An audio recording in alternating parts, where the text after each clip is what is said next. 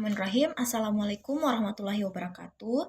Perkenalkan, nama saya Fildayanti Rata, Stambuk A321222018. Saya dari kelas A, Program Studi Pendidikan Pancasila dan Kewarganegaraan, Fakultas Keguruan dan Ilmu Pendidikan, Universitas Tadulako.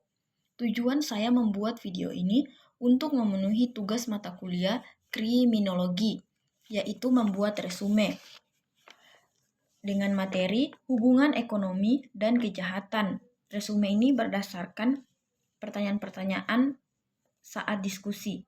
Pertanyaan pertama, apakah ada perbedaan dalam tingkat kejahatan antara daerah yang memiliki tingkat ekonomi yang lebih tinggi dan daerah dengan ekonomi yang lebih rendah?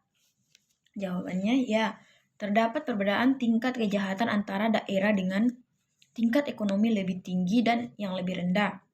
Tingkat kejahatan cenderung lebih tinggi di daerah dengan ekonomi rendah, terutama tingkat kejahatan kekerasan, pencurian karena kemiskinan, pengangguran, dan ketidaksetaraan sosial. Sementara itu, daerah dengan ekonomi tinggi umumnya memiliki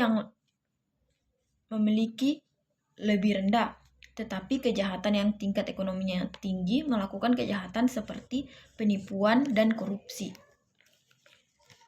Pertanyaan kedua, bagaimana solusi dari tingkat banyak pengangguran dan semakin banyak juga kejahatan yang dilakukan individu untuk memenuhi kesejahteraan mereka? Solusinya yaitu kolaborasi antara pemerintah, sektor swasta, dan masyarakat dengan membuka peluang kerja, meningkatkan pendidikan, dan memperkuat penegak hukum. Kesejahteraan masyarakat dapat tercapai dan tingkat kejahatan dapat ditekan. Pertanyaan ketiga, bagaimana upaya-upaya yang dapat dilakukan untuk mencegah dan memberantas kejahatan ekonomi, baik dari sisi pemerintah, penegak hukum, maupun masyarakat? Jawabannya, pencegahan dan pemberantasan kejahatan ekonomi memerlukan kerjasama semua pihak.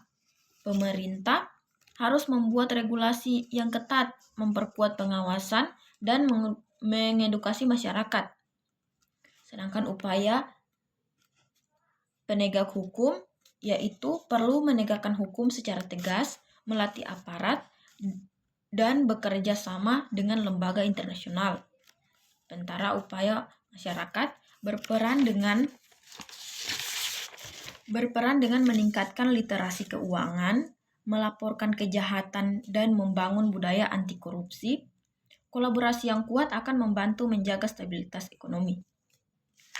Pertanyaan keempat, apakah kemiskinan selalu menjadi faktor utama penyebab kejahatan? Jawabannya, kemiskinan tidak selalu menjadi faktor utama penyebab kejahatan. Faktor lain juga menjadi penyebab seperti ketidaksetaraan sosial, kurangnya pendidikan, dan lemahnya penegak hukum yang berperan.